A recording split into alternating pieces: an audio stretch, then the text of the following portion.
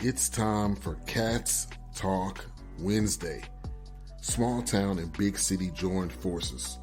Vinny Hardy of Lynch, Kentucky, and Terry Brown of Louisville, Kentucky, team up to give you free-flowing, laid-back sports talk. Focus on Kentucky Wildcats, as well as pertinent information in the NBA, NFL, and Major League Baseball. And that's what we do alongside Terry T.B. Brown. This is Vinny Hardy, and we're here for another episode of Cats Talk Wednesday. What's going on, man? How we doing? Gotta turn my mic on first, make sure I'm good to go. That's professional right there, folks. No, man, I'm doing good, man. Like I said, spring is in full bloom, and I'm finally over my allergies. And last week was a little rough, but I'm back, and I'm in game shape now. Hey, there you go. Good to hear. Good to hear. Glad the allergies are behind you, because that's rough this time of year on a lot of folks. So it's good to breathe a little easier and not be sneezing as often. That's always good. Yeah, I've been grilling, man, in the last week since the last show. I grilled last Wednesday and Sunday, and then yesterday. Yeah, so I'm out there grilling and doing different things. So yeah, we doing all right here in the central Iowa, in the middle of the country, in the upper Midwest. We are doing good. Hey, good stuff. Good stuff. So we got another fun show for everybody. Not a crazy lot of UK stuff going on, but we have to touch on UK track doing their thing, and we were talking about Cincinnati before we started recording. The Reds made the news, and that's the team of most people from Kentucky. So they made the news for the wrong reasons a couple days ago. I'm sure the Cub fans saw that. Me being a Braves fan, I saw it. So I throw that out there. And, NBA playoffs got some stuff going on. Got some teams collapsing, and some Pat Bev saying a little something. So we're gonna have some fun stuff to talk about. That dude talking. That dude. Come on, man. Like, I'm gonna be trash talked by a lot of people, but Pat Beverly is not one of them. That's all CP3 got to say. Not him. Not him. And excuse my little noise. You just showed Sammy Dog, who you made famous on social media. My wife has a new little kitten, and it's in here, trying to get a little water and stuff. And it purrs, and it sounds like a little bird. So it's got a little weird tweet purr going on. So if you hear that in the background, folks, that's what it is. I got to show Sammy the dog here. Let me show my apparatus. He's got a bed, but he's not in the bed. So he likes to sleep beside the bed. He hasn't quite figured out what's going on. So thank you, Sammy. That's right. As you can see, Vinny, he's moved closer to the bed. Progress. But he's still not. Yeah, progress. But you almost got it, Sammy. Almost. For the people listening, we got a dog bed here in the office, and he likes to sleep beside the dog bed, on top of the wires and stuff for the computer. So, way to go, Sammy. Way to go. That was money well spent at PetSmart. For a bed you don't sleep in. You do you, Sam. You do you. Hey, man, yeah. He's like, y'all bought that bed. I didn't say nothing about no bed. That's a y'all thing. You true. Get in it. You like it? All right. We had raccoons at the Arkansas game. Speaking of animals, so yeah, we got a lot of stuff to get to. Here in a minute, though, our guest we rescheduled. She was feeling bad last week. She had been in Kentucky, like yourself. Now she's in Iowa, like you are. So Camille Gear is going to come on in about 15 minutes. She is in Davenport, at WQAD in Davenport, Iowa. So we got to talk Kentucky. Got to talk cities. She was down at the Derby, so we can definitely get her thoughts on that as well. Talk all kind of fun stuff with Camille. I'll send her the link here in just a second. So yeah, man. But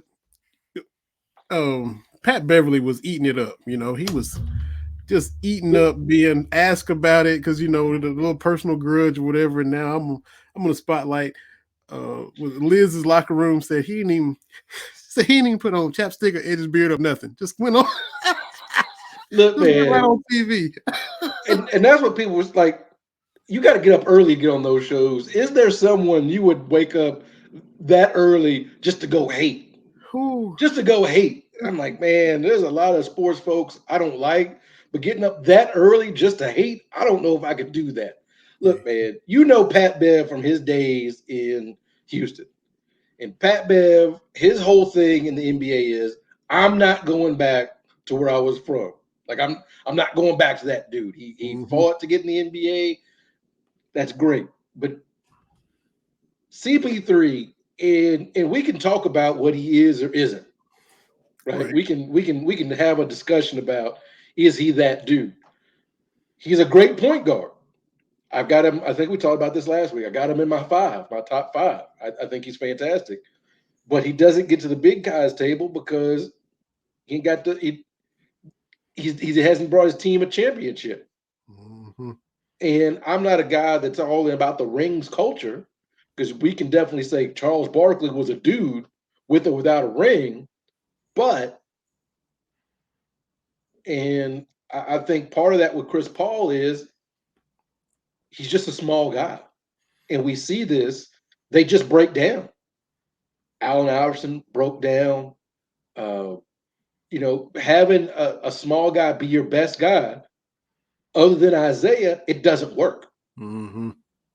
Other than Isaiah Thomas. So this should let young folks know how good Isaiah Thomas is. Yes. 6 foot, 6'1", maybe on a good day. Mm-hmm. And he was the only dude. And I love AI. And he played great, and pound for pound. But Isaiah is the only 6 foot dude that his team could say, go get us a bucket. Yep. We need you to get a bucket in June. Mm-hmm. And Isaiah was the only dude that could do that. So it's not a knock on Chris Paul. It's just saying 6 foot since the Bob Cousy days, not really doing it. And again, we have seen Chris Paul in Houston with the Clippers. Yo. His body breaks down in the playoffs. Mm-hmm. Up 3-2 on Golden State, up 2-0 on Milwaukee last year in the finals, up 2-0 on the Mavericks just this past week and a half. And I'm not saying that he's a bum or anything like that, but asking a 6 foot dude to do that is, like I said, other than Isaiah Thomas, there hasn't been one. Mm-hmm. And that was during the rough and tumble mid to late 80s when Isaiah did it at 6 foot. Yeah. With and so again, I put Chris Paul on my short list, but he can't be point guard one because he can't close, and that's the only knock. Now, that being said, the list of people that Chris Paul should take public admonishment from is a short list, and Pat Bev ain't on it. All Chris Paul's got to do is come out and say, y'all, that dude. Yeah. And that's all he's got to say. Pat was eating it up. Oh, he should have. He could have fouled out. He should have fouled out. He's a cone. He can't guard anybody. Everybody know that. And Stephen A. just poking and instigating. Yeah, and how are you going to hate from outside the club? And that's what kills me when you get some of these former players that weren't. I'm not saying if you have to be great or the great players can't be criticized. That's not what I'm saying. But you, Pat Bev, you've never been asked to lead a team to do anything. No. At least, and I'm just using Tony Romo as an example, when he talks, at least he can talk about, look, I had to lead the franchise. Whether he did or didn't, he understands the concept of that. Yeah. But Patrick Beverly, dude, you Patrick Beverly. You were option number 6 on every team you've been on. No. If Pat Bev had to lead the Rockets in scoring, y'all knew y'all wasn't going to win. Yeah. If he's got to lead the Timberwolves in scoring, that ain't right. Yeah. If you get 10 or 11 from Pat Bev, great. Right. But he's always running his mouth. He's always running his mouth. And look, I get it. I love a good trash talk. The people I love the trash talk actually are those dudes. Pat Bev going to tell Steph, your time is over. Who are you? What are you doing? And I get it. Nobody rocks with Chris Paul. People say Chris Paul's great, and he is, but he's one of those, like we talked about Stockton and Malone and the Utah Jazz. How many Chris Paul fans are there? Mm-hmm. That's why I find it bizarre that he's the dude on those commercials with State Farm. Like, nobody likes that dude. What, like, nobody likes that dude because of his cheap shots, because of he doesn't seem to be a good teammate, because people get tired of dealing with it. Yeah. That's Most players are diplomatic about it, but he just grates on dudes, and he's little. Mm-hmm. Now, in the real world, in the 6 foot, 6'1", whatever he is, you are not a short person at 6 foot. In that world, you're a midget at 6 foot. Like, and so you see some of his interactions, he's got that small man syndrome. Yeah.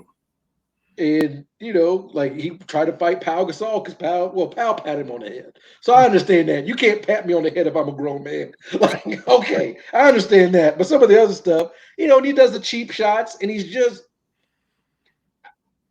and a lot of people, he deserves to win a championship. What does that even mean? What does deserve a championship mean? Mm. I have no idea what that means. It would be nice, I guess, if he won, but yeah, nobody deserves anything. A lot of great players, like we talked about, that didn't win. Mm-hmm.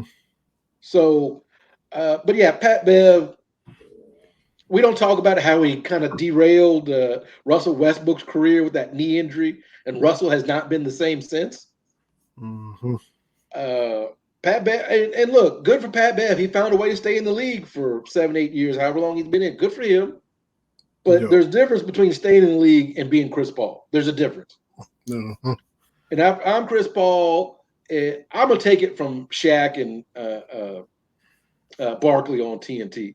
All right, okay, yeah, y'all get it, blah blah blah blah. Uh-huh. I'm not even taking it from Kenny Smith. Okay, like as I told you, I think last week before, Kenny Smith, whatever he gets from TNT, he need to whatever holidays Olajuwon celebrates, Ramadan, whatever it is, he need to send Dream a check. Because without that, we wouldn't know who that dude is. Not saying he wasn't a good player. That's not what I'm saying. What I'm saying is we would not know who Kenny Smith was without Hakeem. That's true. Because he was with Sacramento, and who all was he with before Houston? And yeah, he bounced around. And man, a lot of those, I tell you, that dunk contest clip with Sacramento was the only thing he was known for before the Rockets. And trying to do the dunk contest and 3-point contest at the same All-Star game, same weekend. He did that. But other than that, he played North Carolina Michael Jordan. Okay, like, all right.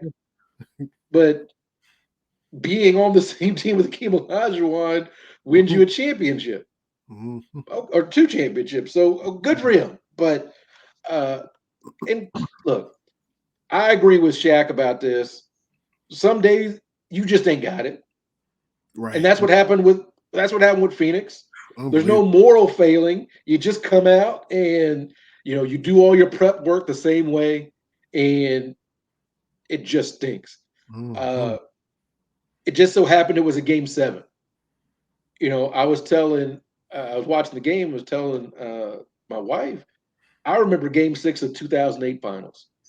Lakers Celtics, the first matchup in 20 years, in the finals for those two teams. That was the 08 Celtics, and game 6 in Boston Garden or TD Garden, whatever. Game 6 in Boston, it was 30 points, and it was never that close.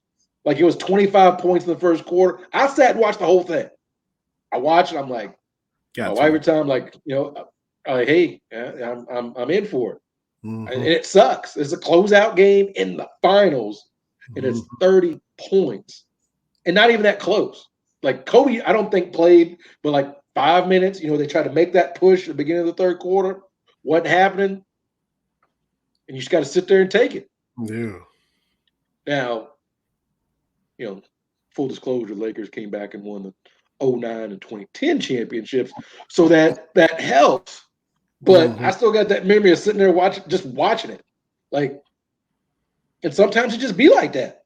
Yeah. Like sometimes it's just sports is like that sometimes.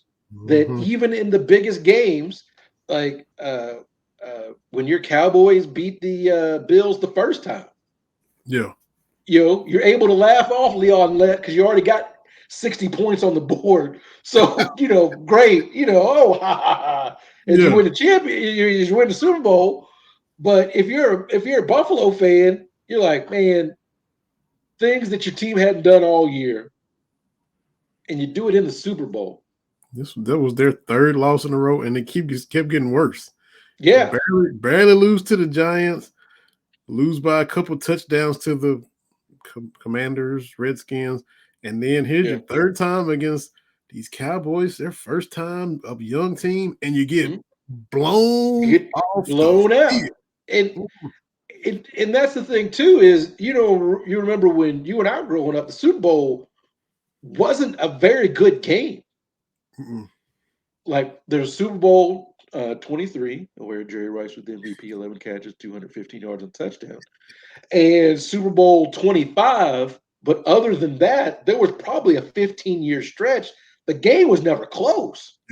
You've got a Washington and Doug Williams against the Broncos. You got Super Bowl 24, my Niners against the Broncos. It was 55-10. That was a laugher.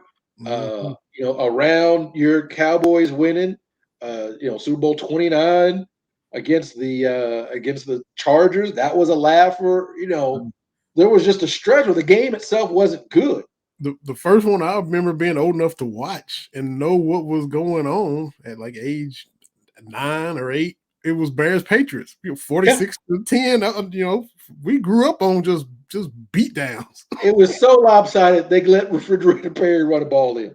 Come on now, that's when like okay. But the point is, and I want to say, I can't remember if it was 97, 98. The Bulls got boat raced in one of those games by the Jazz. Like it was a 20-point something. Like it just happens. It just happens. We pretend it doesn't happen to our favorite teams or to people. And Shaq's response was very new. I was like, hey, sometimes it just happens. You come out and it's just, early on, like this ain't gonna be this, especially when the other team is hitting and you're not hitting, and that's literally what happened. If they shooting 60% from 3 and you're shooting 10% from 3, the math ain't mathing. Like it just, it's one of those things that you kind of know early on. This is, and you try, and I appreciate the Suns for for trying and not just completely mailing it in, but sometimes it's just not your night. And Luka was doing whatever he wanted, whenever he wanted to do it. I mean, and laughing at people in the crowd. Lil Wayne over here, and just putting on a show, man. This is not your father's European quote unquote soft players. These dudes, and look, I see a lot of folks, this tired argument. Well, you look at the MVPs and it's AAU culture, blah blah blah. Luka and the Joker and Giannis, they've been playing professional ball since they were 16. Yeah. They've been playing with grown men since they were 16. Like, forget the learning curve. Like, they've been playing with men a decade plus. I think Giannis is just 26.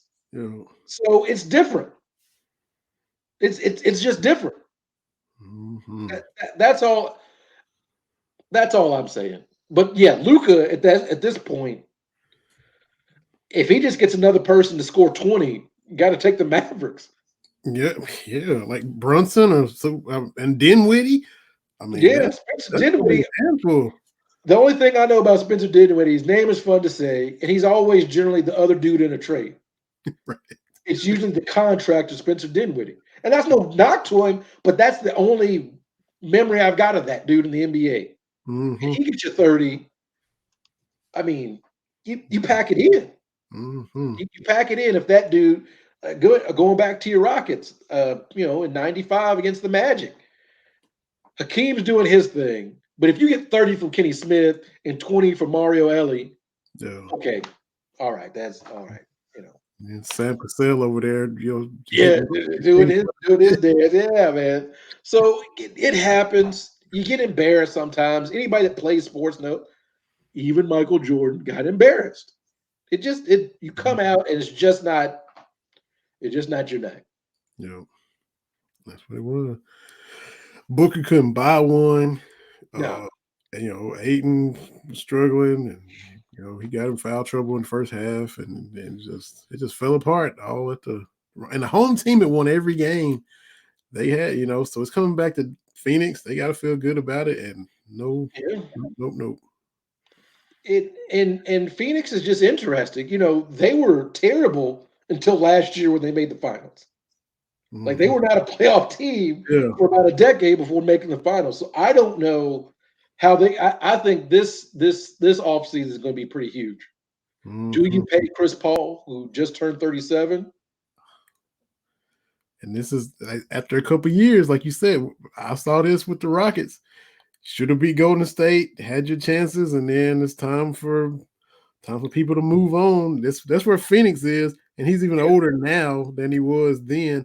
And they didn't pay Ayton, and now he's unrestricted, but he can walk if he wants to, and maybe that's mismanagement. You gotta pay some money. Mm-hmm. But if you're Phoenix, they got a lot of young dudes under contract, but the guy that makes things go is the old dude that people may not like. Who's going to be 30? Yeah, who'll be 38 by this year, next year. So I don't know if you're Phoenix, what do you do? The other big offseason question is what's going on in Philadelphia? Yeah, got to dive into that too. Yeah. Our guest just hopped backstage too. So backstage, baby. Yeah, because we're on Roku now, so we got people backstage hopping on, and y'all can listen on Anchor or Spreaker or wherever you get your podcast. But you can also watch on Roku. There's a Roku web link, and then wherever you get your Roku devices, you can get this episode as soon as we get it up. She is a sports reporter and an anchor for WQAD in Davenport, Iowa. Quad Cities. She went to the University of Tennessee. That's okay. We even try to let that slide. We'll see what happens when she comes on. But she was in our home state of Kentucky, and now she's in Iowa. Much like yourself, TB, we are talking about Camille Gear. Camille, thank you so much for hopping on. How are you doing? Hi, guys. How are y'all? Thanks for joining us. Of course. How you feeling? Because you had you on last week. You got to feeling bad, and we're like, yes. Whoa. So are you feeling bad? Last week or 2 weeks ago, I went to the Derby, obviously in Kentucky, and I went to Hazard, got to go back to Eastern Kentucky. So it was super great until one of my friends texted me, and he was like, oh, by the way, I have COVID. And I was like, I was with you literally for a week straight. So I ended up testing negative, thank God. But for a good probably 3 or 4 days, I just was like donezo. So, but now I feel a lot better. Thank goodness. So that's what's so unique about it. First of all, glad you're feeling better. That's what's so unique. I'd seen you reporting on games for YMT in my neck of the woods. I grew up in Harlan County. See you doing high school basketball and football, and just see you reporting from here. Oh, at Breathitt County. Oh, here and there and everywhere, and then see you made the move to Iowa. And of course, TB has done the same thing, Kentucky to Iowa. That's why I reached out to you in the first place. I said, wow. I said, Camille used to be where I grew up. Now she's up here in Iowa where TB is at. So we got to get you on to talk Kentucky and Iowa, which is just crazy how these, all these things are working out. So how's the move been for you, and where are you at in relation to TB and all that stuff? We just let y'all talk it out. Yeah, so it's kind of funny. So I kind of knew I was coming here around Christmas time, and then I probably started telling people right before the bowl game. So of course, whenever I started telling people, they're like, oh my God, are you going to cover it? You know, Kentucky, you're about to move to Iowa. And I'm like, no, I'm going to be off. I'm going to have New Year's off. I'm going to watch it as a fan and just live life. So yeah, so I moved here in January. And at first, it's not like I hated it. It was mainly the weather because it was just, a gigantic change. I'm sure he knows. But, everyone was like, Camille, give it 6 weeks. It's going to get warmer. It's going to get warmer. And I'm like, I just feel like you guys are lying to me because here we are and it's May and it finally got warm, but it definitely did not take 6 weeks. But I do really like it. The people are great. I love my job. I obviously miss Eastern Kentucky, but it's really nice not being 2 hours from a Target anymore and being in civilization. But kind of overall, I do really like it. So happy to be here for sure. TB, you've been saying similar stuff, man. That's what they say about the weather. The locals, it's bad. The wind. I'm like, no, it's actually cold here. It is different cold. I'm telling you, Vinny, when you get those weather reports and it's like frozen fog and there's a freeze, not freeze, it's the wind chill, like the wind chill warning that kicks in at -30. I'm like, what is that? Right. Well, I told my mom the other day, I'm like, everyone around here says summer's so great. Summer's so great. I'm like, no wonder they love summer because it's the only time of the year it's actually freaking warm. I'm like, in the South, we get that from, about May to about October, maybe even November. I'm like, that's why they like the summer so much because it's nice outside. But it'll get hot. It'll get hot. Right. And I've already seen it. I mean, last week, I think it was like 87, 90. So I'm like, because even my mom said, well, maybe they just like it because it doesn't get our kind of hot. And I'm like, maybe you're right. And then literally the next day it was like 87. And I was like, okay, I'm eating my words. I'm sweating. This is South hot with the humidity and everything. So absolutely. Yeah. It does get hot here. I feel like a lot of people don't really know that, but it gets definitely hot for sure. It shouldn't go from -30 degrees to 100 plus. That is too wild of a swing for me. Fingers crossed. But they love it. They love it. Yeah. So how far is Davenport from Des Moines? How far apart of? About 2.5 hours. That's where I'm gonna leave here. I got to pack after this and then head up there. So it's really not that bad of a drive. It's pretty much a straight shot. So it is straight. It is boring. It's a straight shot. It's a straight shot. When I come in, I hit LeClaire where they got a little speed trap. So just heads up to those folks. Right. Yep. They take a picture and send it to you, and I'm like, okay. But hit LeClaire, then hit Davenport, and then on I-80, I'm just cruising. Right. Exactly. And so you're going to Des Moines. You say it's the state track finals. Yeah. So it's track for boys and girls. It starts. I'm going up tonight mainly because it starts on Thursday at 8 a.m. or something crazy. So I'm like, I'd rather just, get up there early and not even have to worry about it. So it's Thursday, Friday, Saturday. And then I was up in Des Moines about 3 weeks ago for Drake Relays. That's a huge deal up there. So that was a lot of fun. Kentucky was actually there, which was really cool. It felt like home for a little bit. So that was really nice. Yeah, I'm about 3/4 of a mile from Drake's campus. Where we are, so it's cool. all right there. That's where I do my running, Vinny, because it's flat. Yes, right there by Drake University. And it's crazy. I really didn't know how big of a deal Drake Relays was until I went. I'm like, oh my gosh! I think Saturday CBS was there because a lot of colleges are there, so it was really cool to see. And Drake's campus is gorgeous. So. It is. They got the big bulldog statue outside the stadium, and I forget the name of the bulldog, but it's I didn't realize what I was all about till I came. It's not that bad. No, totally. I totally agree. Totally agree. It's more than just corn, like a lot of people think. I promise. Yes, absolutely. It's so cool. That's why I had to get you on. I said because TV's up there talking about Iowa, and now you're there. I said, just had to let y'all talk out the Kentucky Iowa transmission. And Camille talk about the football game. My wife in the next room, she's a Hawkeyes fan, and of course, I bleed blue.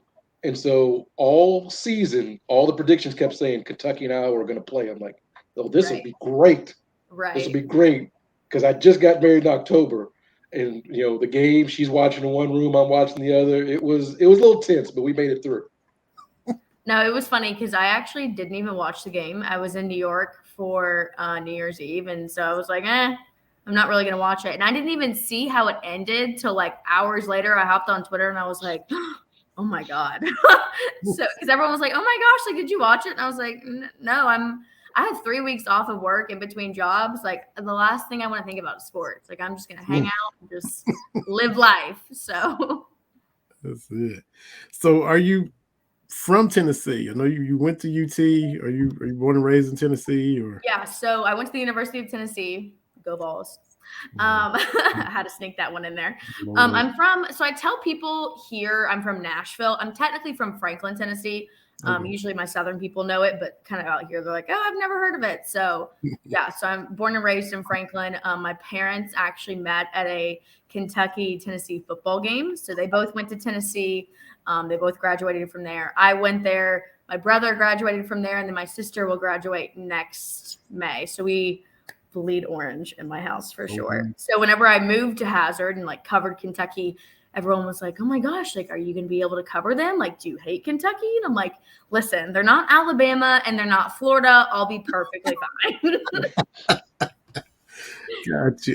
And look, it makes you've handled it well. I mean, you show love for Kentucky. You show love for track. You got the picture of up at Pine Mountain, which is literally a hop and a jump where I grew up, and you talk about how pretty it is. So you're not like obnoxious with it. You handle being in Kentucky as a true Vol. You handled it well. So I had to take my hat off. I will say that had you been on last week, and I'll say it this week, it was nice seeing Kentucky take 2 out of 3 from Tennessee in baseball since y'all was both big and bad. All my friends were texting me. They're like, are you watching? I'm like, yeah. I'm like, you know what? We're the number 1 team in the country. Like, we can lose a few. It's okay. I'm like, it's okay. Not a big deal. We'll bounce back, right? Like they limped out of Lexington is all I was saying. I know. I'm like, you know, out of all the SEC teams, why did we have to lose to Kentucky? I'm like, we couldn't have picked someone else. I'm like, because I'm just gonna have all my friends that are still there in my ear about it. I'm like, oh, whatever. I signed up for this. So good stuff. So how long have you been in Davenport now? Because you made the move from Hazard to Davenport. Yeah, so I moved in January, so it's been right at 4 months. Okay.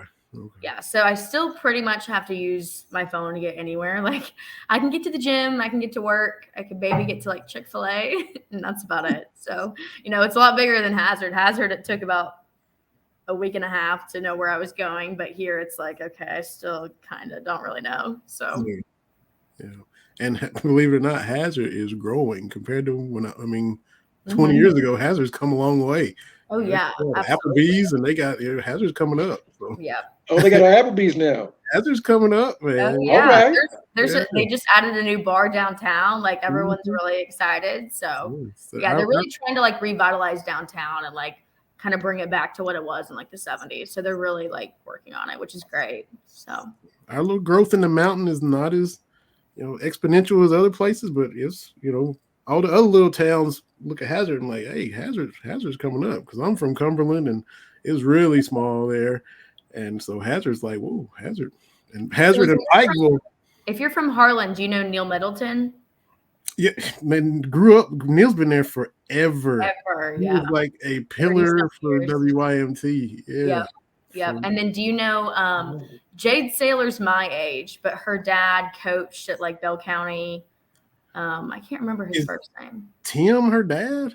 Yeah. Wow. Yep. Wow. So that she's like one of my best friends. She went to Alabama, and then now she works at YMT. So because I've been gone for about 20 years, but I still go back. My mom is still there, my sister's still there, so I visit fairly regular. And if I get in early enough, I'll still flip on WYMT. That was where I grew up. Is weird because Hazard was the closest, and you got the news from there, but you also got Lexington news. You also got Knoxville. You got WBIR. You got VLT. Then you got the stuff out of Bristol and Kingsport. Being in that, you got it from everybody. Right. So I always still like to pop on and get home and watch WYMT with mom, and WYMT, where your mountain television. That's yeah. You know about it. Absolutely. So how was Derby? Was this your first Derby that you covered, or had you done it every time when you So run? I actually just went for fun. So this is my third time going. The first time I went, my parents gave it to me for my 21st birthday present. So I got to go with like 3 friends, and it was incredible. And then the second time, one of my friends actually moved to Louisville, so it was the one right before COVID.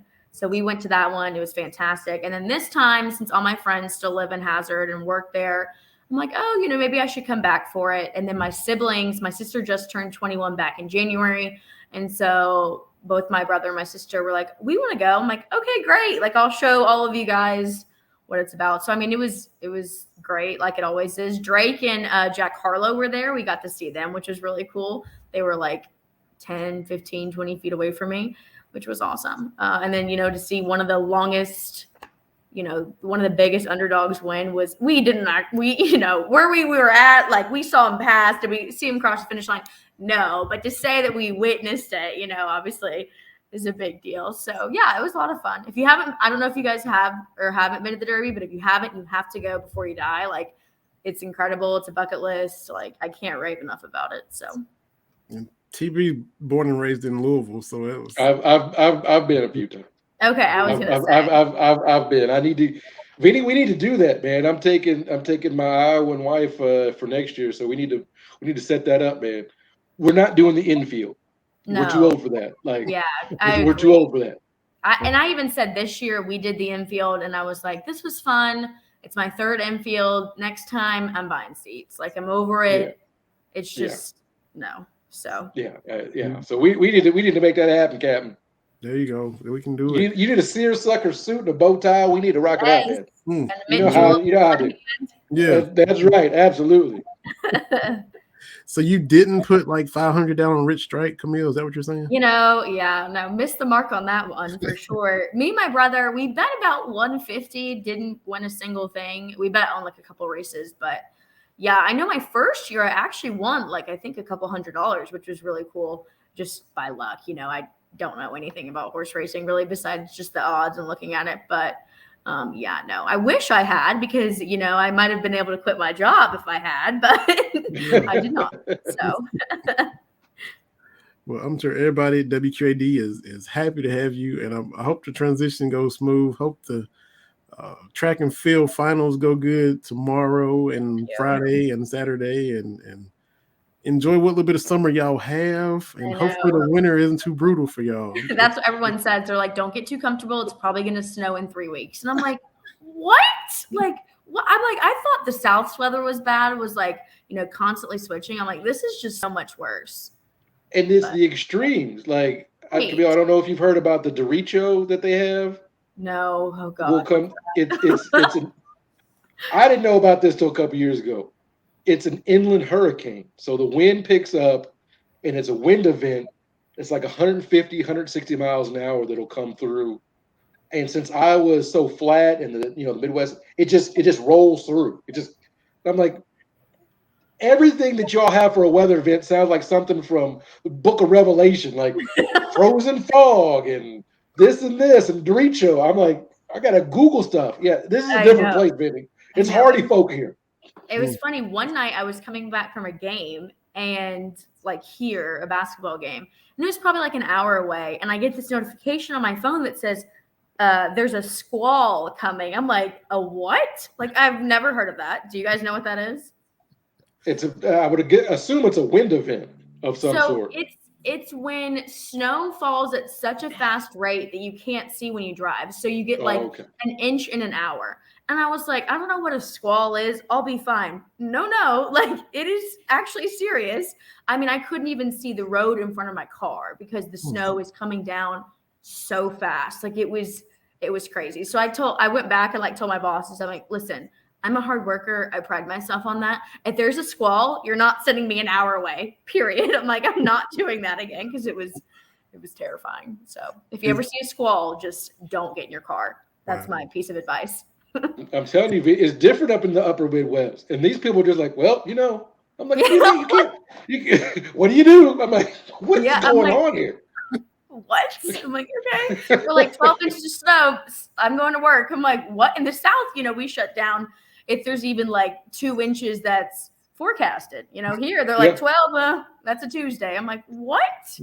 Yeah, we got snow. We got like maybe a foot of snow on a Sunday. It's coming down, Vinny. I'm like, oh, schools will be closed and stuff. My wife like, what are you talking about? By Monday, it was like, look, nothing stops. We don't stop for snow here. Man. I was like, well, all right. Is this the Riche thing you just said? Is that a wintertime thing, or is this just they pop up? No, it's not every year, but it came through. I think in August a couple years ago was a big one, and it just kind of just appears, and you get a very little warning, and it just comes on through. Man, it's ridiculous how people live here. I don't get it. Me neither. Field of Dreams ain't enough to make me come here. But love you, baby. I can't be talking too loud. I'll be out in the field of corn, Vin. I can't talk too loud about Iowa. But the people are nice. I love the people. The people are great.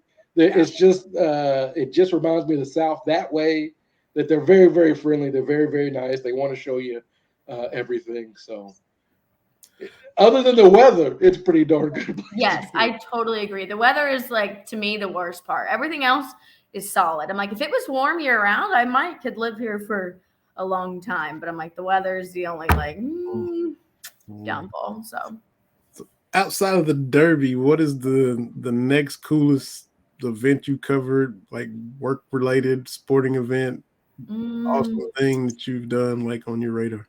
So I would say two things. First was when Kentucky beat Florida.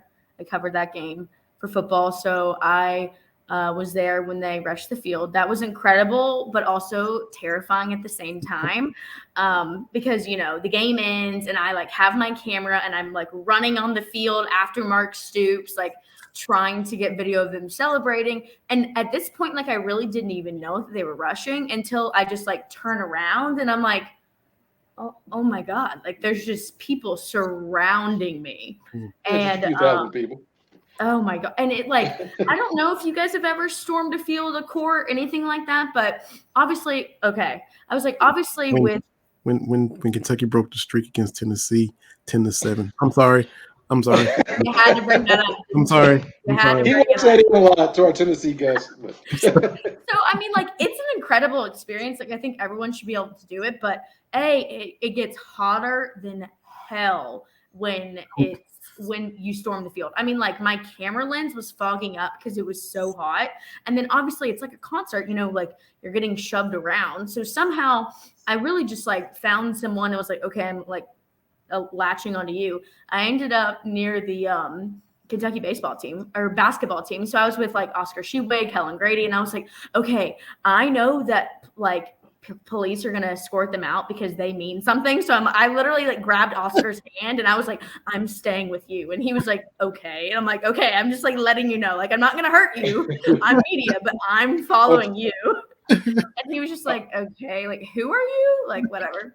So that was the first one. And that one was incredible. I never got to storm a field or a court at Tennessee. So that was one that was really cool. And then the next one was when Illinois won the Big Ten championship at home against Iowa. I was there for that game. And that one was really cool too. So technically we were there for Iowa. So I sat on the Iowa side of the media. So the student section was right behind us. And the game's kind of winding down. And a photographer looks at me and was they're going to storm the court. And I'm really? And I turn around and the students are literally this, ready to go. And I'm oh my God, I'm about to do this again. Get trampled. So literally the siren goes off. All of us get up and just dead sprint because we're about to get run over. So I found myself next to Corbello, and that was really cool. And Brad Underwood's wife and his daughter. And that was really fun too. Cause that was actually the first, my first game here, first college basketball game. So I was what a way to kind of kick it off. But yeah. So those two I think were pretty cool. And then I got to go to March Madness this year, which was amazing. My 2 years in Kentucky, the first year was COVID. Second year, our parent company wouldn't let us travel outside of our DMA, our market. And, NCAA didn't even really allow fans. So this was really exciting. So I got to go with Illinois since I had covered them in Big Ten championship. My boss went with Iowa, and then the other guy that I work with, Corey, he went with women. So I was there when Illinois barely beat Chattanooga, which that was like a really fun to watch, and then got kicked against Houston, the next day. But March Madness is an incredible experience. Definitely like bucket list. Hopefully I'll get to cover either Iowa or Illinois next year, and hopefully one or both will make it past the first round or the second round. That would be great. So we're hoping that Iowa has a little bit longer of a stay in March Madness, and Kentucky too. In Kentucky, yeah, so that worked out because we were both kind of sad that day. Yeah. Yep. After Kentucky lost, I was like, I ain't say nothing. With Kentucky, I mean, I always tell people I don't root against Kentucky. And especially not Kentucky football. Kentucky football doesn't bother me, but something about Kentucky basketball, like all the Kentucky fans, I'm going to apologize in advance, just think you guys are better than everyone all the time. And it just like irks me. So at first, we're terrible. We're terrible. Yeah. You are. And even my friends are like, I know I'm insufferable. I'm like, thank you for admitting that. And I agree. So at first I wasn't rooting against them. And then whenever they lost, I was so sad for Oscar. Like him crying was like miserable to see. But then you kind of see St. Peter's, that makes this incredible run. And I'm like, oh my God, like, this was meant to be. Like, how can you not root for St. Peter's at this point? Like, this is an incredible story. So yeah, but I know all my Kentucky fans were like texting me and they're like, oh my God, Camille, this is your fault. Like, were you rooting against them? I'm like, no, like, I barely walk. I was more worried about Tennessee. Like, I don't care. So I've been to several Kentucky-Tennessee games at Thompson Bowling Arena. Yep. And y'all hate us so bad. The hate is vicious. It just oozes out of your pores every time, and a lot of times Tennessee does win down there, and they have historically, but they got so much vile hate for Kentucky when we come to town. See, the last basketball game I covered before COVID was Tennessee at Kentucky at Rupp when they won. And my parents came in town for it, and obviously we were really excited. But like some of my guy friends, I mean, they hate Kentucky. And I'm like, I don't hate them. Sometimes I hate BBN because they're just psychopaths, but I'm like, I really don't mind Kentucky. Like, we've got Grant Bingham from Johnson Central on Kentucky football team. Reed Shepherd is like a little brother to me. I'm really close to Jeff and Stacy. So like, I want him to succeed. Kaya Sharon is also like one of my little brothers. So I'm like, I would never root against Kentucky because I've got these kids on these teams that like I love and care about and want to succeed. I'm like, sometimes I just root against the fans because I like to see you guys cry. But the kids, I'm like, I don't root against them ever. Completely understand. Yeah, and that's what I say. I'll say it again. You handled it well, because your fandom is compartmentalized. You right, and how you do it. If BBN suffers, you're cool with that. But you like the kids you've covered, so you juggled all that really well, Camille. You really have. Well, thanks. And like Neil's a huge Kentucky fan. Our main anchor Steve, huge Kentucky fan. So I mean, like, I think that was like a day one conversation of like, yes, you're a Tennessee fan. You can be a Tennessee fan, but like you have to compartmentalize. I'm like, yeah, that's what my job is not letting, the fan portion kind of get the best of you when you're doing your job. So for me, it was like never a problem because I'm like, it's kind of a good thing. Like if Kentucky wins, my job's more fun. When they lose, it sucks for me because then we're talking about them losing and, Cal and Stoops are mad and they don't want to like give good sound. So I'm like, it's really a win-win here either way. So. Well, we can't thank you enough for taking time to hop on, and everybody go to Camille Gear TV and follow Camille on social media, see what she's doing for WQAD. Have a safe trip up to the capital city of Des Moines. Thank you. We'll have to get you on here again with us sometime when you of course. Up. Be safe heading on I-80, and I will. Ain't much to see, Vinny. Ain't much to see, but just be safe. You hit that cruise and just go. But thank you so much for joining us, Camille. I told him last week the only thing I knew about Davenport, and this is an old movie, is from Tommy Boy, where the guy comes in trying to get to where Davenport is at, and he can't find it on his map because he's got the Illinois map and Right. Davenport's in Iowa, and he said Yep. you need to go 22 miles that way. You need to get yourself a new map. That's all I knew about Davenport. Now I know that you're there. It's Quad City, WQAD, and Camille's in Davenport. So I know a lot more about Davenport now. Yep. I'll wave when I drive by. Yeah, for sure. Well, thanks, guys. Hopefully, I'll come back soon. So I appreciate it, Camille. Thank you so much, Camille. all right, y'all have fun. You too. Camille Gear, WQAD, Davenport, the Quad City, as you said, and here talking that Kentucky, Iowa life transition, move, changes, and somebody that's out here dealing with some of the stuff you've been dealing with, TB. Yeah, absolutely. Yeah, I knew that the track and field, the high school track and field, it's been on the news and stuff here. And with Drake being the track kind of mecca out here, there's, of course they have the track and field events here, and wrestling and basketball take place here as well. I want to say football, I think, is in Iowa City, maybe. I'm not 100% where the football is. Throw them a bone every now and then for football. Okay, I see. Yeah. I think they play at Kinnick at the football stadium. Maybe I don't know. Oh, that's right. Iowa City. Never mind. That's where I was at. I thought you said Ames. But No. We call it lames. We're look. When I just I got with Kate, I was like, look, Iowa. I know Iowa State is a big rivalry. What are we? Are we Hawkeyes or Cyclones? Oh, she's like, oh, Hawkeyes. Like Cyclones. Cyclones are little brother. Okay. In every state, you've got the big brother and little brother. And like I think I told you, Iowa State wrestling, because wrestling is huge here. It's huge. Iowa State wrestling has 8 national championships. That's a lot. That's great. Iowa has 24.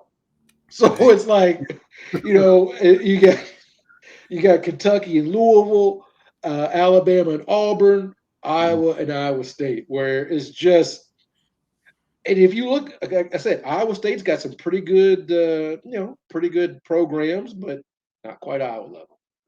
Nope, it's just how it be. Just how it be. We get our promo video in here. Let y'all see some of the cool podcast programs we're a part of on the BS3 Network. I always put that in about midway, so y'all check that out. And TB and I will be right back with more of what we do. Thanks again to Camille Gear for coming on and chopping it up with us as well.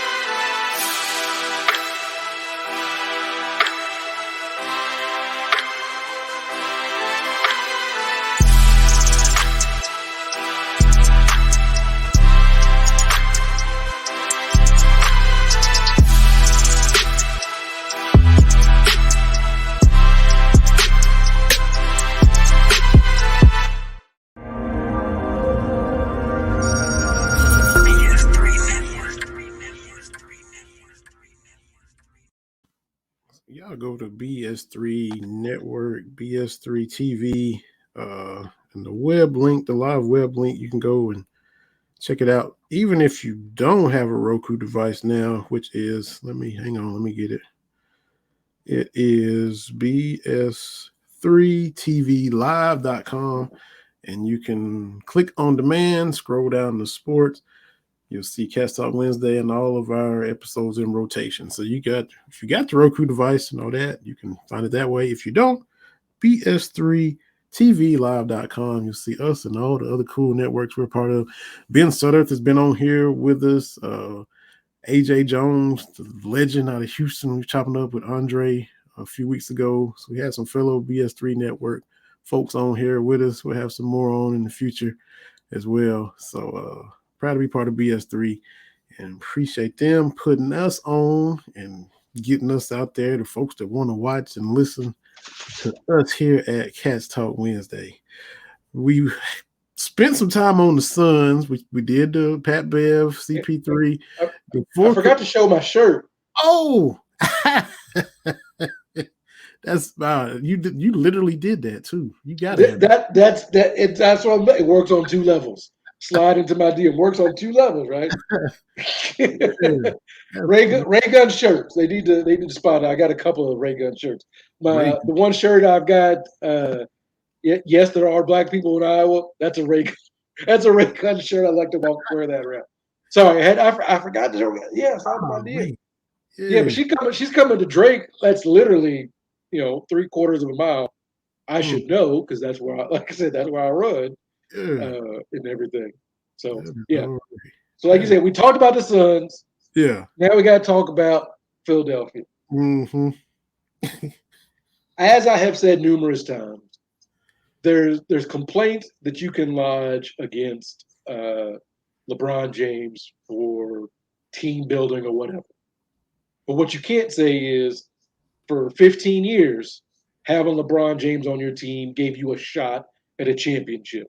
And for almost a decade, it guaranteed you to be in the finals if LeBron was on your team.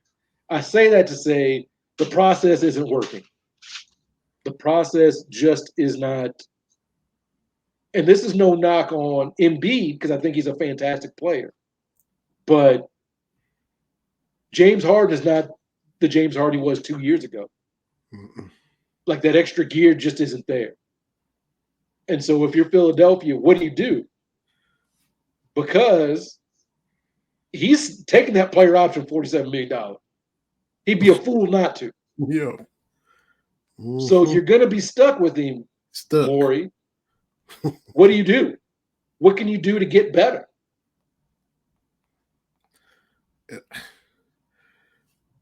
Is you right back in the same boat you were in Houston, and he's a couple years older, just like Phoenix is in the same boat with CP3 that Houston was, but he's a couple years older.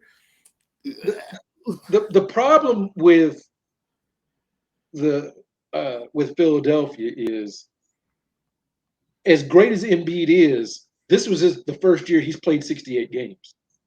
Yo. And we've seen him get banged up in the playoffs. Now, his injury history is what it is. Mm-hmm. But he's a number one you can't count on. And now is Harden number two. Can he be a number two guy? Not only physically can he be number two, but can he mentally be number two? Mm-hmm.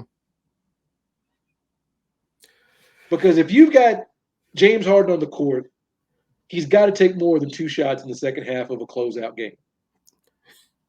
And it's the same. It's the same thing you were doing with Ben Simmons. What's the difference?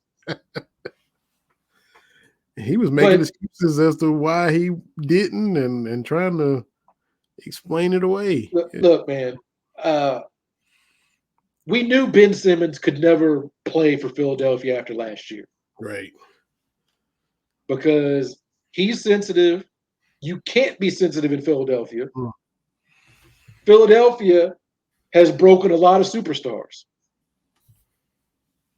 Mm-hmm. From AI to Dr. J to Randall Cunningham and Donovan McNabb to Mike Schmidt to Eric Lindros. Like, Philadelphia comes after everybody. Yeah. Right? I mean, that's just that they boo Santa Claus, right? Mm-hmm. Like, they don't discriminate. So if you're sensitive, and look, we talked last week, I'm a proponent of mental health, right? Mm-hmm. I am. But if I'm like that, like, I can't play here because of this. I think that's fair to say. Like, I can't, it's not going to work in this city. It's not going to work. Who was it? Was it Barkley? He said he played with a guy that said when he in Philadelphia, he would get 2 quick fouls and go sit down. He said, because when I'm over on the bench, they don't mess with me like they do when I'm in the game. And Ernie was like, "You're not gonna say his name, are you?" And Charles was like, "Nope, Charles Shackelford." So that's Charles Shackelford would get 2 quick fouls and go sit down at home games in the Spectrum because the crowd would not mess with him if he's over there tucked away on the bench, as opposed to out there trying to play for their team. And look, Philadelphia fans, look, they are what they are, right? I'm not trying to defend anything or whatnot. But if you're Ben Simmons, you say, I can't do this, right? Fine. I think that's a fair assessment. We have seen players and fan bases get to that point where it's like, it's a gots to go. Like it's not going to work for you here. I think that's fair. What Ben Simmons did when he got to Brooklyn, I almost said New Jersey because I'm old, that didn't help his case. It didn't help his case at all. The problem with Ben Simmons is eventually he's going to have to go back and play in Philadelphia. Eventually he's going to have to play.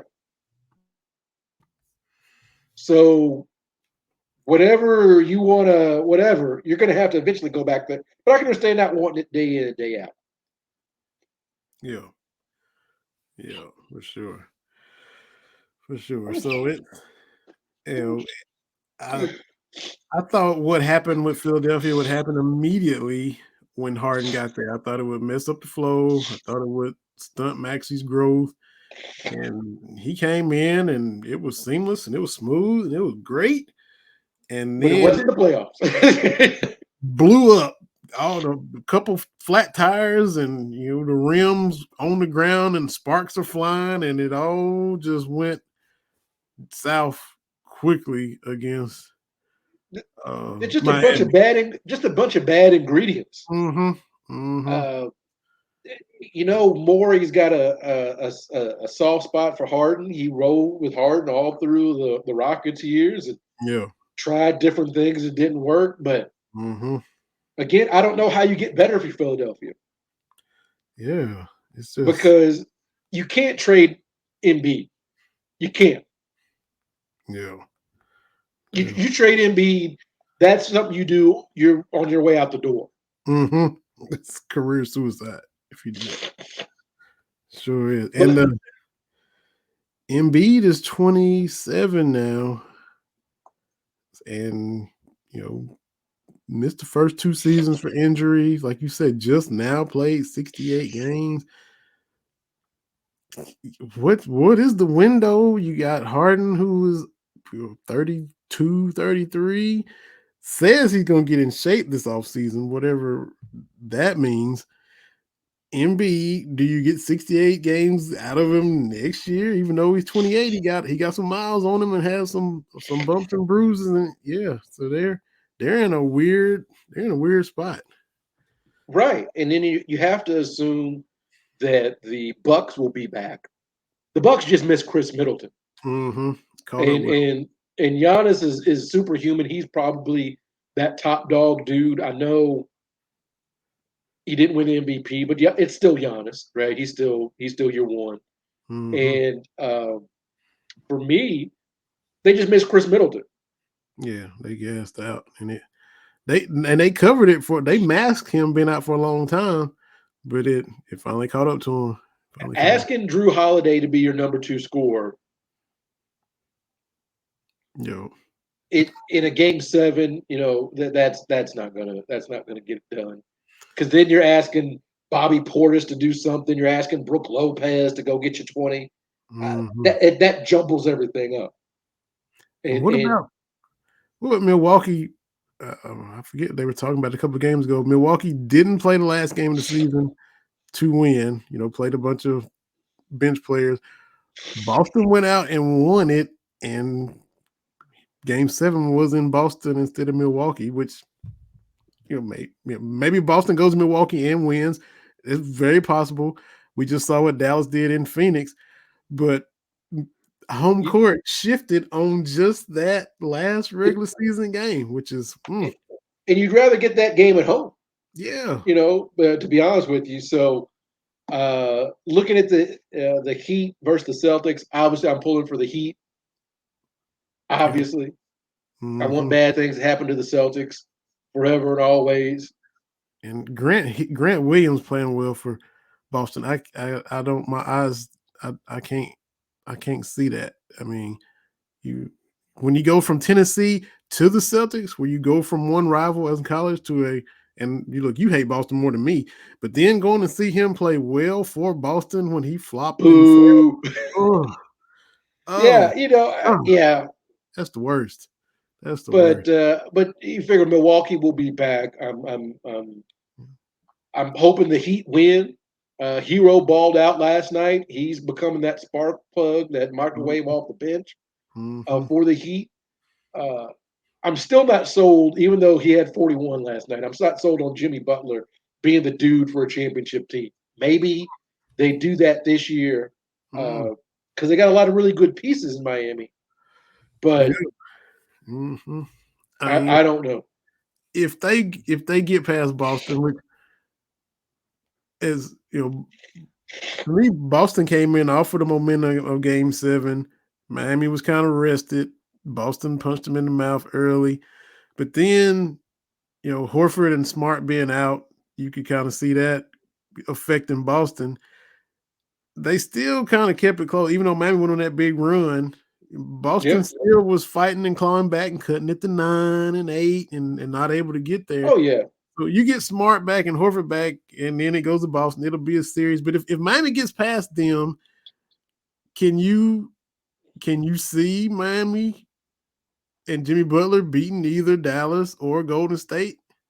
Oh yeah, it's wide open. I think at this point, I don't think we've had a Final Four in the NBA like this in a long time, where you can legitimately talk yourself into any one of these teams winning.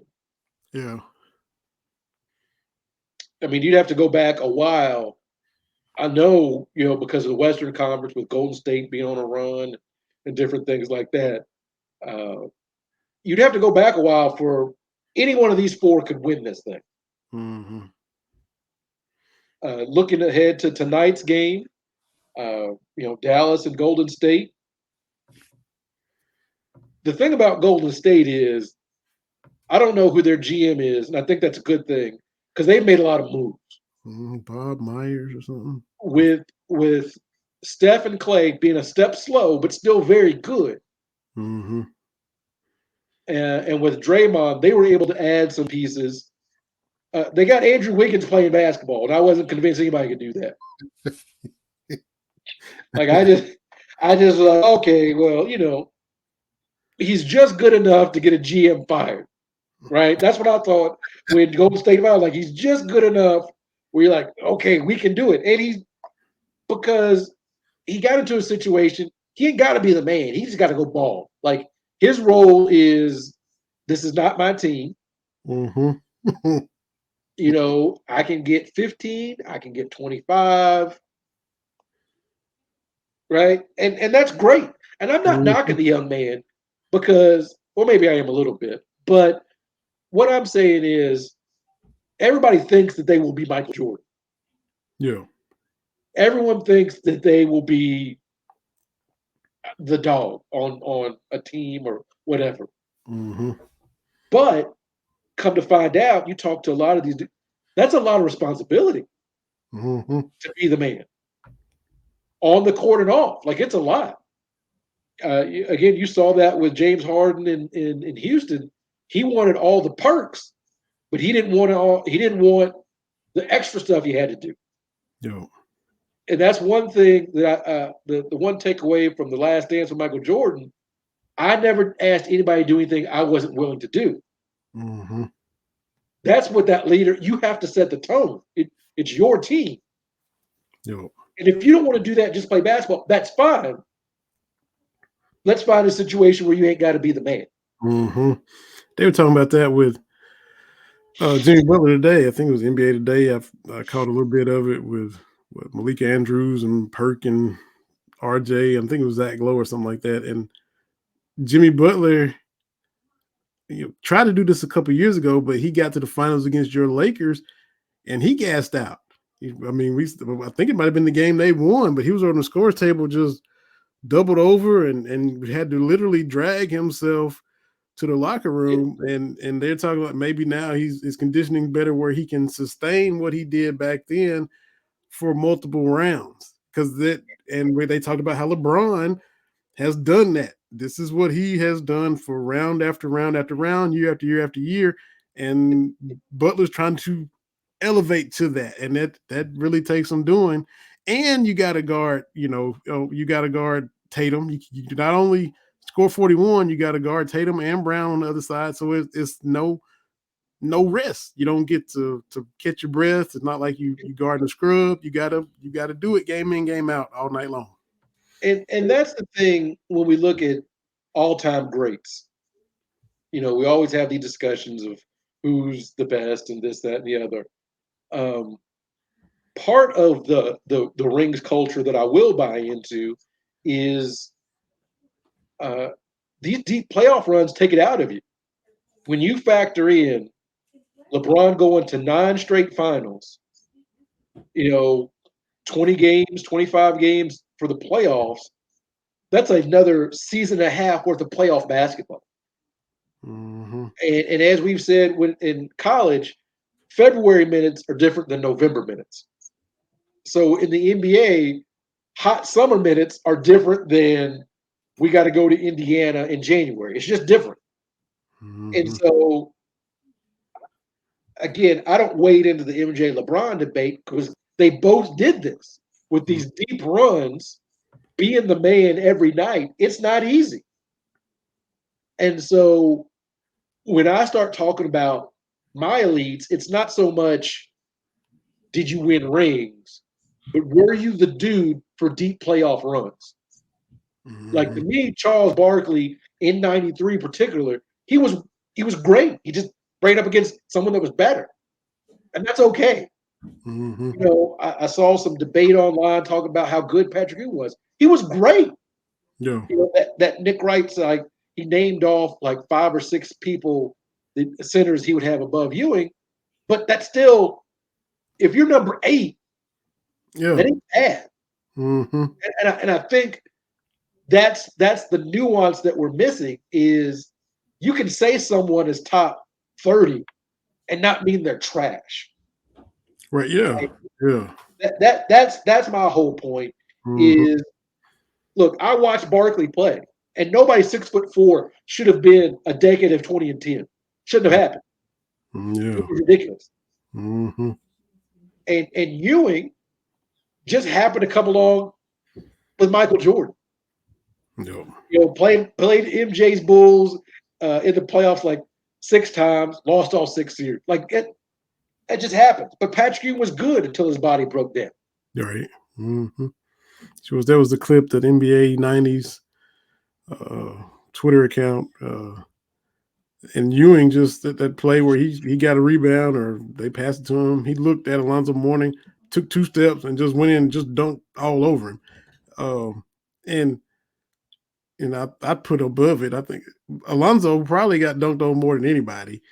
But he wasn't afraid to get dunked on. Exactly. He never made a business decision. Yeah, he never made a business decision.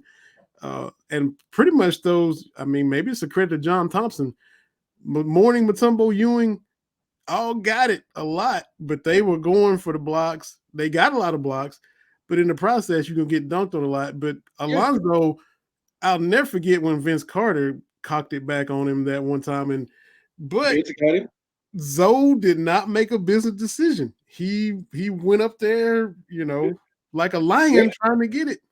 Grant Hill got him too. But the thing is, look, go get it. I think with Ewing, a lot of the stuff with Patrick Ewing, I think goes back to Georgetown, where his 3 Final Fours were seen as a disappointment. And we let that, I'm saying we collectively let that linger, even though he was great in college, absolutely fantastic. Mm-hmm. But you lose, to MJ in 82, and then you win in 84, and then losing to Villanova, the biggest ups, and we just said, oh, okay, this guy's an underachiever. And, Bill Simmons, sports guy, who I used to love, then I had to take a step back. he had this whole Ewing theory where the team played better when he wasn't there. And I'm like, he won a national championship. Like, he was like, what are we doing here? What are we doing? Mm-hmm. And yes, Ewing was a great player on a good team, but look at the dudes he was playing with. Yeah. I'm not knocking him, but he didn't have a Pippen. Yeah. Derek Mhm. Harper, Mm-hmm. Charles Oakley, like Mm-hmm. they had to play that style because they didn't have any the skilled dudes. Yeah. Right? They had to play that grab style because outside of Ewing, they had no skill dudes.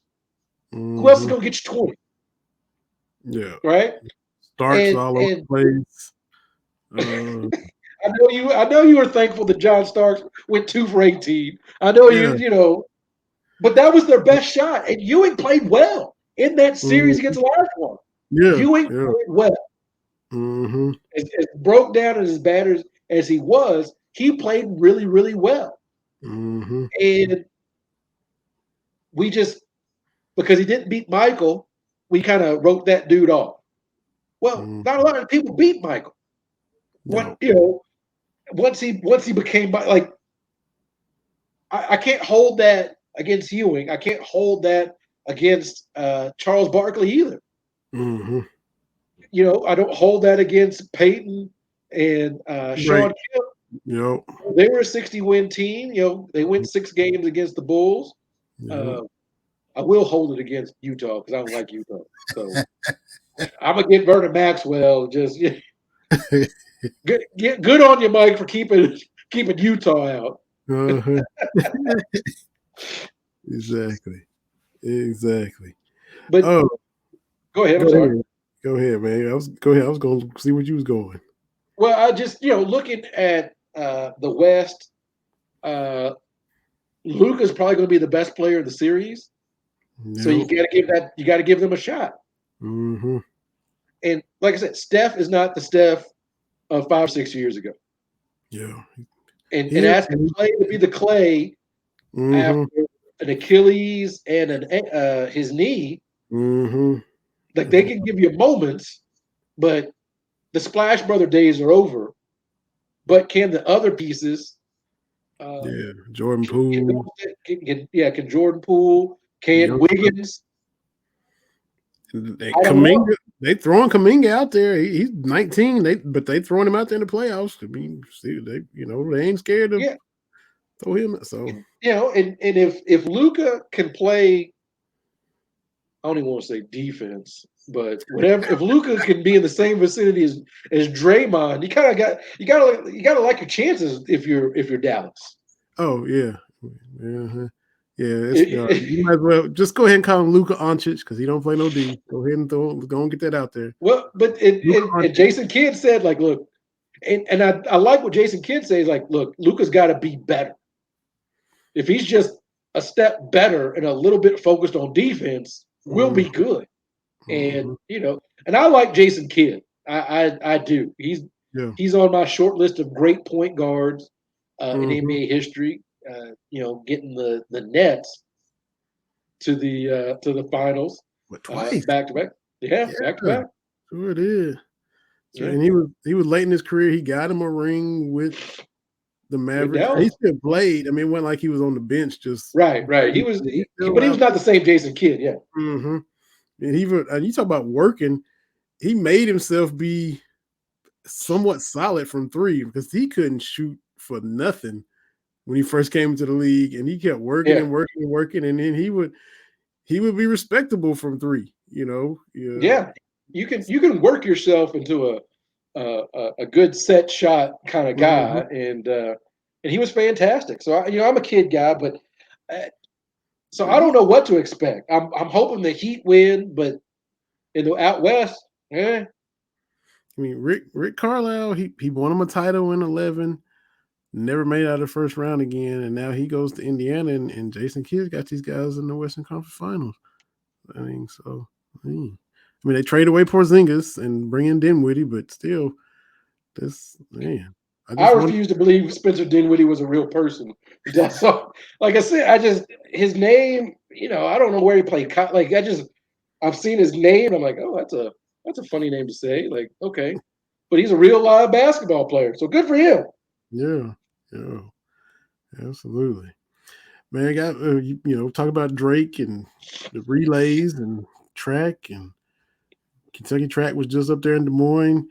Yeah. The women's 4x400 relay, we saw a record set by those young ladies who 3 minutes and 21 seconds. I had them all pulled up. Abby Steiner was the third leg, and her third leg was ridiculous, 48-8, which kind of put them in the lead down the stretch. She's just been doing what she's been, it's just Abby being Abby at this point. And I'm just going to pull it up to give all the other ladies credit too. But congratulations on that, which was fun to see. And all the track people, like you said, Van, Memphis Spence was tweeting about, look, he said, y'all just don't know. Abby's third leg, 48-8, and how she did it. He's talking about a thing of beauty. Karima Davis, Dejura Miles, Abby Steiner, and Alexis Holmes. That was the foursome that made NCAA history. 3 minutes, 21 seconds, and 321.93 in the relay the other day. So congratulations to those ladies. Fastest women's 4x400 relay in college history. Yeah, as we've talked before on this show, the women's track program in Kentucky, I mean, it's probably been more consistent than anything else on campus the last 5-6 years. Yep, right there with volleyball. Yep, absolutely. So I had to mention that. That happened over the weekend last time we were on. The Reds, like you said, the official, unofficial baseball team of our home state, for most of our home state, threw a no-hitter and lost. That's like little league stuff that you see that in so a bunch of 10-year-olds out there, you see a no-hitter and a loss. That's what the Reds did. Good. Let me tell you something. You want to know why I'm a Expos fan? Because growing up, Lakers and 49ers, those are my two. And I was like, well, in the 80s, they were very, very good. So I was like, I can't, I don't even know who was good in the 80s, whatever. Like, I just need a random team. And I looked around. I was like, well, Cincinnati's close. But I was like, yeah, I don't want to be associated with that. And the Reds were good then. I was like, yeah, I'm good. And I was like, let me pick a team far away to root. So, yeah, Cincinnati, ever since the owner basically said to the fans, hey, what are you going to do? They've just been dreadful, like historically dreadful. And it just goes to show, like we've talked about, for a lot of these teams, winning is not their main goal. Yeah. Winning is not, they as long as those revenue streams are good, they don't have to even try to be competitive. That's the ridiculousness of this notion that they're losing all this money. No, you're not losing money. You may not be making as much as you want, but you're not losing money. But Reds fans, it sucks. Yeah.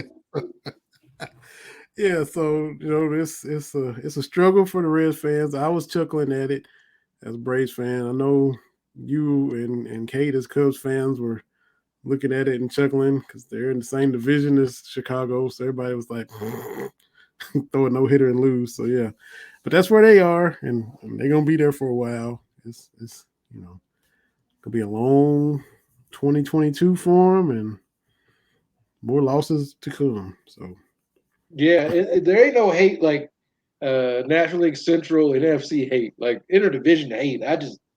Everybody just hate everybody. Like team win a Super Bowl, nobody cares. Like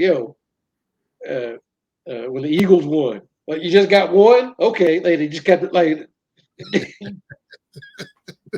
Yep. I just moved the Yep. target on them. I made fun of them for never winning one to, oh, y'all finally got one.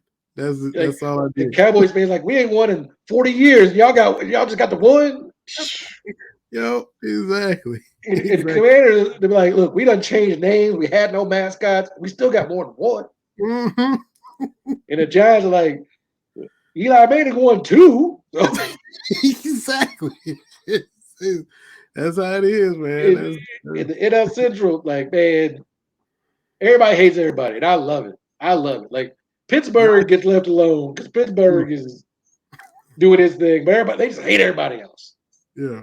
The Cardinals is number one enemy. Is the Cardinals, Brewers, Reds. It's more the Brewers and the Cubs, man, because Milwaukee and Chicago are really close. And so what'll happen when the Cubs play in Milwaukee, they won't sell tickets to Illinois addresses. Like, you can't get tickets. Like, it is so ridiculously petty. Like, I think it's great, but the Cubs in Milwaukee, man, everybody hates St. Louis. Mm. I mean, part of that is obviously their fans are much like Kentucky fans because the Cardinals have won a lot of World Series. Mm-hmm. So that's part of it. But yeah, there's just a lot of hate. And I love it, man, because none of my teams are in divisions like that. Yeah. NFC West, ain't no hate. Mm-hmm. I mean, I really hate the Seahawks because they just got that one championship and let it go to their head. They was replaying that on NFL Network before I came up here. It was I guess the NFC Championship game when they played Green Bay, and then the game where they beat Denver. It was just replaying Legion of Boom stuff back when Sherman was healthy and Cam Chancellor, and the Packers drove down there and got inside the 20, had to settle for a field goal, got an interception, and it got ran back to the 10, had to settle for a field goal, and eventually still got up 13-0, 16-0, but still lost the game. So that's, for the Aaron Rodgers crowd, they, another one got away. Well, the thing about Green Bay, and I'm glad you brought up Green Bay. Yeah. That's a lot of really good quarterback talent.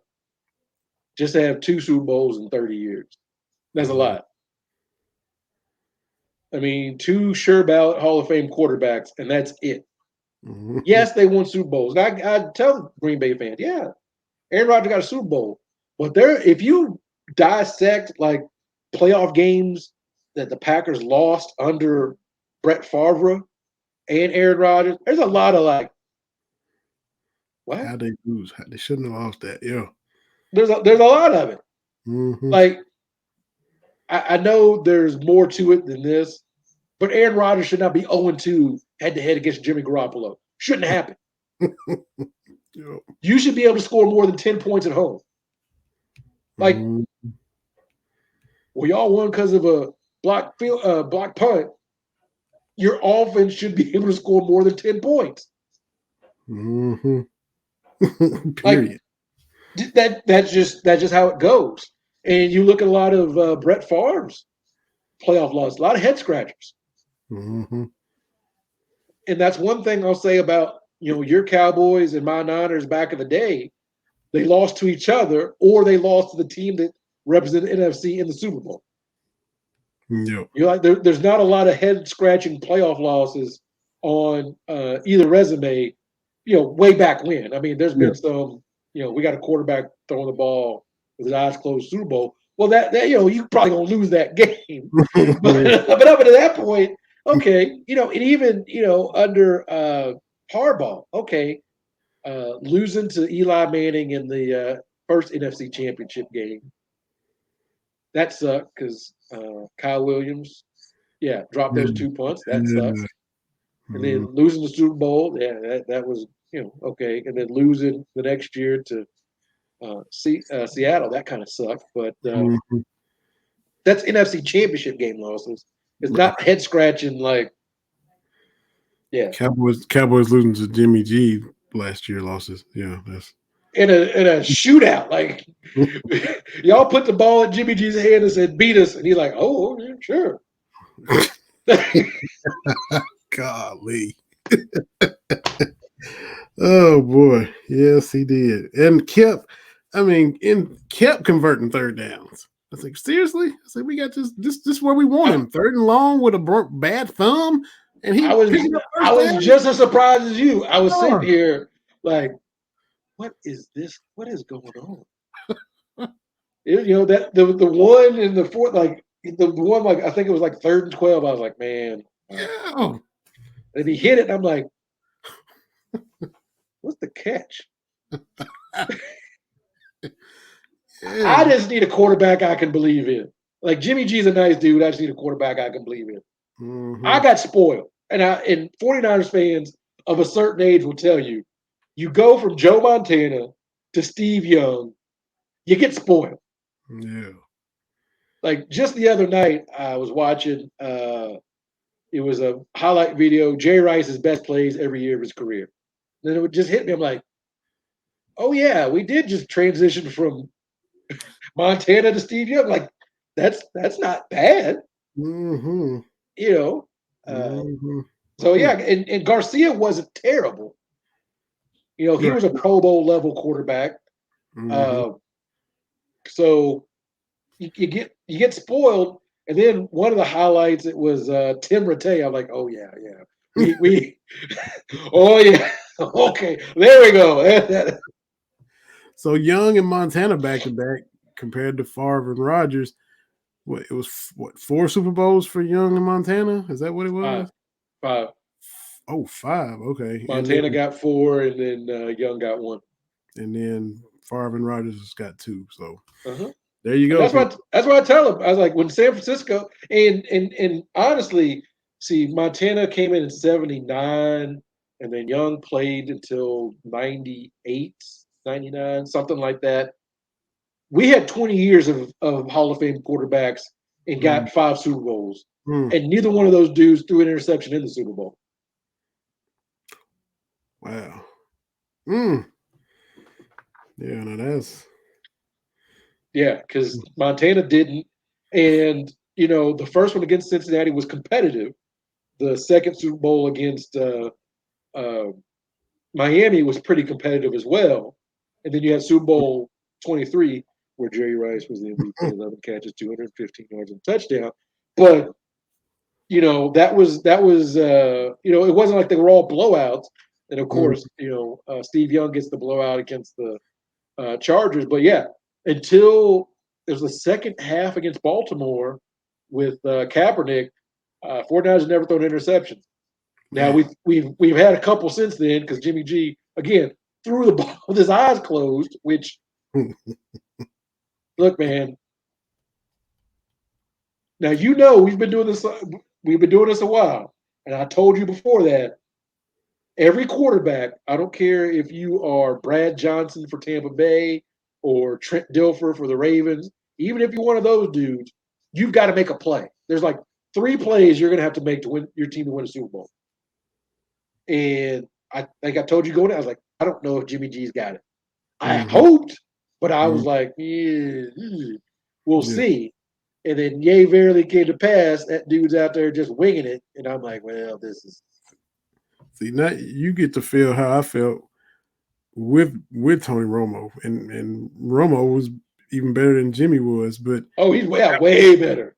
Yeah. If we had Tony Romo, we'd have 2 more Super Bowls. Yeah. And after, you go from Troy Aikman, and then, you had that all the Campo years and Quincy Carter and all those people. That's right. But that's right. Romo was your first, I guess, bona fide, dude again that could actually, be trying to be elite and lead the team. But every time you would get comfortable with him, that's when he would throw just one of gut-wrenching, game-losing type picks. Just when you kind of get like, okay, Tony, I can rock with Tony. Oh, pick 6. Just when I would get comfortable with him, that's when he just, what are you doing? What are you doing? Yeah, it's a lot of head scratching plays, man. Yeah, and so that's kind of where you are with Jimmy without the ceiling that even Tony had. We got no highs. Yeah. I cannot remember a Jimmy G throw. I can't. The throws I remember from Jimmy G, his eyes closed, the whatever he was doing with Aaron Donald on him in the NFC Championship game this year, the overthrow in the Super Bowl with George Kittle, which I think should have been a catch, but I don't remember. There's like no completions where I'm like, or any plays.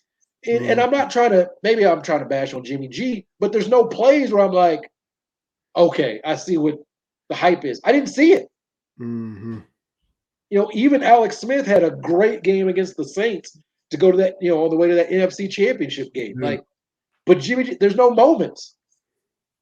Yep, There's the NFC Championship. They let that dude throw 8 times and like none in the second half. What, like, I tried to rationalize that, but you can't. You can't. So,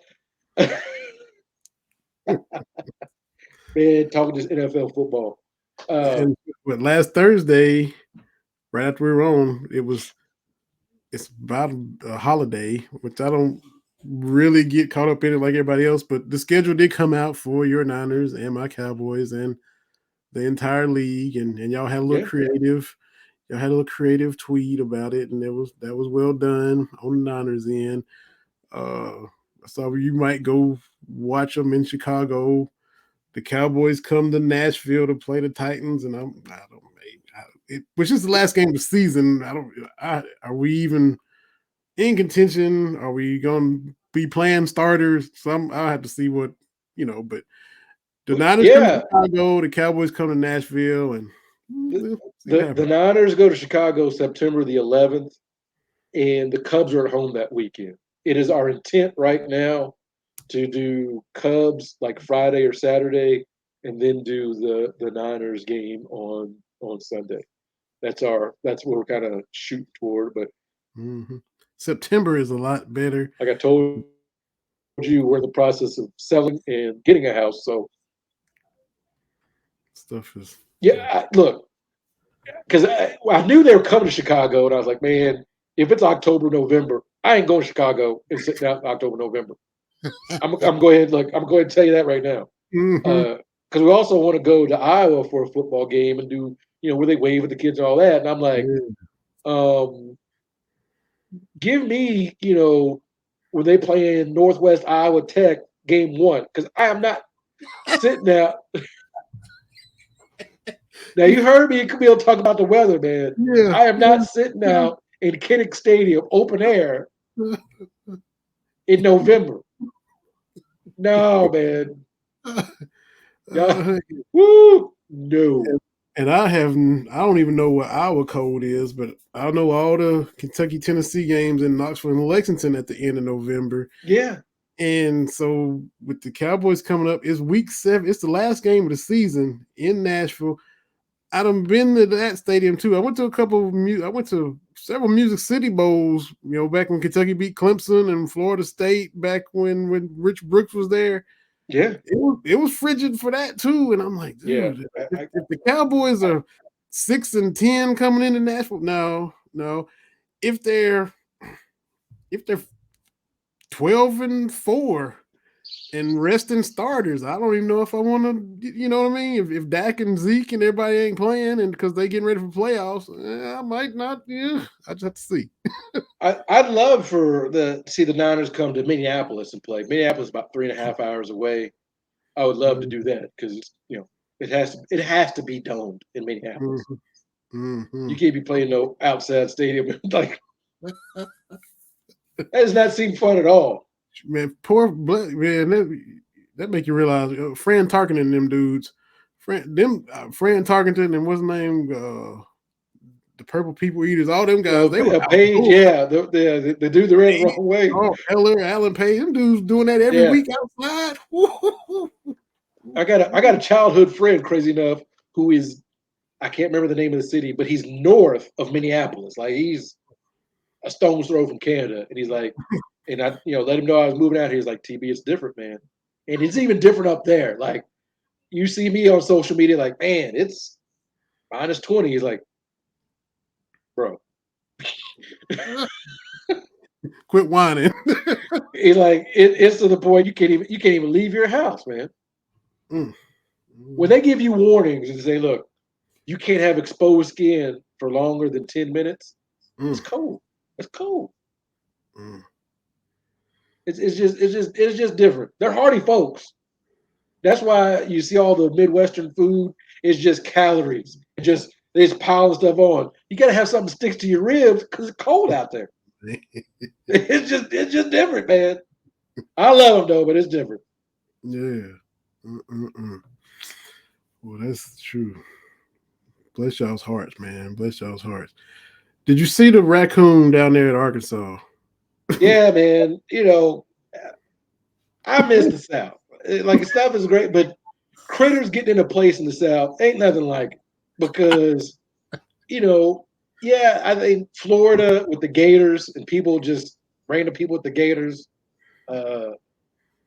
Yeah, that's like wow. But uh, any kind of rodent or anything like that in the South ain't no big deal. Mm-hmm. I've been down south, see people just scoop up or whatever. Like, what the hell? Like, look, I tell people I'm from the South, but I'm from the northern part of the South. I'm from where the South touches the Midwest. Okay, like I know y'all say Louisville is different. It is different. It ain't quite the South. It ain't quite like that.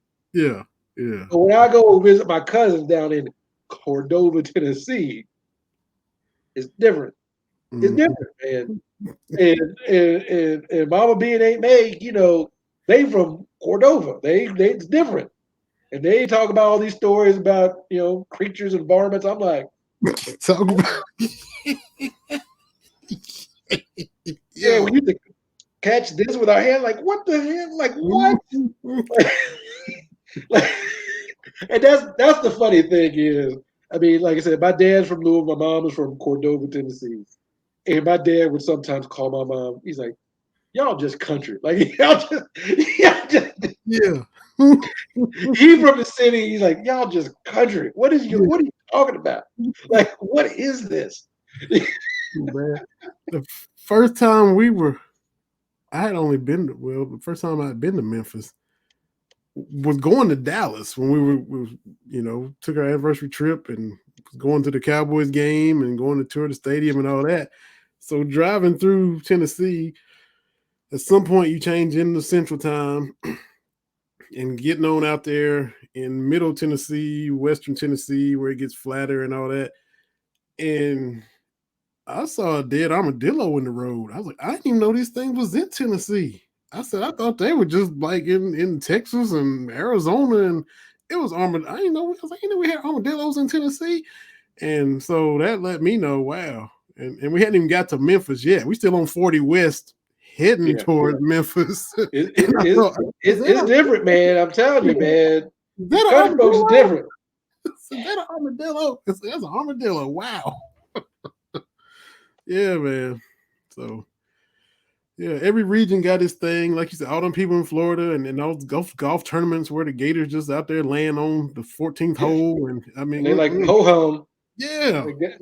Send him out there to get the gator. Yeah, but the raccoons, they ain't no thing. Ain't no thing at all, man. It's like, was it New York or what was it? Was it Yankee Stadium or somewhere? Which stadium had so many rats? Or was that the Angels? Oh yeah, up in and that's look. Let me say this about New York. You see this on social media all the time. New York, like they love their bodegas in New York, right? They love these corner shops. Where else can you get a slice of pizza and a blah blah blah? Like literally anywhere in America, you can get those things at a place. Every place got something. Down south, they got the candy lady, just a random lady in the neighborhood that sells candy. Like I didn't understand that, but I feel like everybody's got a little something. Like the gas stations here in the Midwest have some of the best pizza. Like we got a Casey's that came in a couple of blocks up the street. I'm glad you said that. Go ahead, but yeah. But Casey they went and got it. Like I'm like gas station pizza, but it's a different thing. Like look, New York, because they always say you see a New Yorker walking down and a rat right behind them. Only New York. Y'all not the center of everything. That's everything I know about New York. I got from Law and Order and watching too many movies. I hate that I know what Central Park West is. I hate that. I hate that I know what the Upper West Side is. I don't need to know that stuff. I hate that I know that there are 5 boroughs. I don't even understand what a damn borough is. Like, I hate all the stuff that I know about New York against my will. And leave bourbon alone, New York. Leave bourbon alone. Don't even try it. Try to look, like y'all got bourbon up there. Frederick Olmsted, the dude that designed Central Park, the famed Central Park, designed the big parks in Louisville. Cherokee Park, Seneca Park, Central, like he designed the whole system. Y'all not special, New York. I know y'all think it. But I am going to quote Andre 3000 and Big Boy. The South got something to say. Y'all got the rats, we got gators and raccoons. Like, can you imagine going to a store and you can get a pack of bubble gum and some cigarettes? Like, yes, it's a corner. Like, what are you talking about? It's a convenience store. Yes. This ain't unique. Look at all the food we've got in New York. We got different food too. That's true. There are ethnic groups all over. Before I came here, I didn't know there were a lot of black people here, but there are. And there's some soul food restaurants, and they're pretty good. Now, a lot of those people, they're like, oh, their family came from down south. Now, I will say that, like, oh, you're born in Iowa. I don't know if I'm gonna try this, but you got people from. Okay, I'll give it a shot. So, your granddaddy from Birmingham. Oh, okay, all right. Okay, yeah, okay. Oh, there we go. And this is a good catfish. Okay, so. But New York and all that stuff, come on, man. They want to be. I get it. They're the whatever. But it ain't that serious. Only New York. Nah, man. I can walk to a lot of different places from that. Like, it ain't that special. I'm glad you said Casey's because I guess the last time I went home because I went home a week or two, a few days before you went home, and down here in Tennessee, especially Northeast Tennessee, Kentucky, you had Pilot gas station, Pilots, owned by the Haslams. One of them dudes owned the Browns for a minute, but the Haslams had tons of money, and one of them was in politics. And anyway, Pilot gas stations, you saw them everywhere. So I'm just outside Middlesboro heading home, and I see that this Pilot is now a Casey's. I'm like, what? Like, what happened to the Pilot? It's a Casey's now. And so I think I saw another one. And so I was like, did Pilot sell out to Casey's? And it turns out they did. Casey's out of Iowa bought all of the Pilots for like $220 million. They bought 55 Pilots, which was like, I did it 40-some million for each one, whatever it was, some astronomical amount of money. And I'm like, I need to ask TV about these Casey's out of Iowa. Casey's is the jam, man. Once you get into, talk to Camille, there's Casey's all along I-80. When I brought Little Miss through here, that's where we stopped, man, because they're clean, they're nice. Even the ones in town, like I said, the pizza, like it's like a restaurant. Like, where you want to go tonight? Like, let's go to Casey's. I'm like, they sell gas there, right? Like, I'm trying to work that through. I'm like, you're going to get some fine cuisine at a gas station? Mm-hmm. Not bad.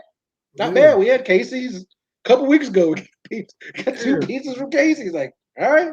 Yeah, so I'm going to stop in there and, next time I go home, go to hit a Casey's up. Because now, like in Richmond, all the rage was this Buc-ee's gas station. Because this Buc-ee's out of Texas doesn't come to Kentucky, but y'all got Casey's, and so I gotta try Casey's. I'll try the Buc-ee's in Richmond, but I gotta hit a Casey's. Yeah, Casey's, man. Like I said, that's our spot. That's our spot. There you go. I learn something every day. I just learned about them. You've been knowing about the Casey's. Oh yeah. When I first started making the drive back and forth. Casey's, but now we got one around the corner. Woo! Yeah. But okay, like we go get some Casey's for pizza. Like at a gas, like is there a different Casey's you're talking about? Mm-hmm. The gas station? Yeah. What? So I read up on them. I was like, oh, they Iowa based. I was like, look at there. Cases out of Iowa. All the pilots. Well, man, we done come to the end. Had another fun show. Yeah, absolutely. Got the playoffs in, and it's conference finals time. So we alternating games every night till the finals come. Yeah. Congratulations to the UK track. See what the Suns and Sixers decide to do with their dilemmas. Appreciate Camille Gear coming on. Just, man, a lot of fun, man, like we always do. Always fun. And just to let you know, Sammy is right back. Oh, Sammy. Are you touching? Is your head touching it, Sammy? You literally touching the bed? Yeah, man. He'll touch that bed, but we have to put him in it. He is not a fan of the bed. So there you go. All right, Sammy, man, it's a little more he's sleeping on the cords, man. Like give it a chance, Sammy. It's a little more comfortable, man. Get on in there, man. His dog, man. I used to laugh. People like, my dog got a personality. I'm like, a dog is a dog, right? Like, what are you talking about? Come to find out, yeah, this dog got a personality. You're not gonna do it because I say do it. You're gonna do it when you want to do it. Mm-hmm. But another great show. We'll be back at it next week. That's right. Appreciate everybody that will listen. Appreciate everybody that will watch. And for my man TB, hope everything goes well with the moving when you start to move, with the looking and the locating, and hope all that goes good. And then before we know it, you will be completely unpacked and putting down some even more roots than you already got, because you'll have all your stuff out in the new place. So there you go. Yeah, man. Got my Joe Montana football still in the box. I go and look at it like, I'm gonna put you on display soon. That's right. It killed me, but I was like, I gotta get it. I gotta get my boy. Go ahead and send that to him, because it don't mean nothing to me. But let me go and send that to that TV. So man, never threw an interception in the Super Bowl, baby. Unbelievable. Appreciate y'all watching. Appreciate you, TV. Thanks to Camille Gear. Y'all check us out on Roku. Thanks again to Ben Surf and BS3 Network. And we will holler at y'all next week.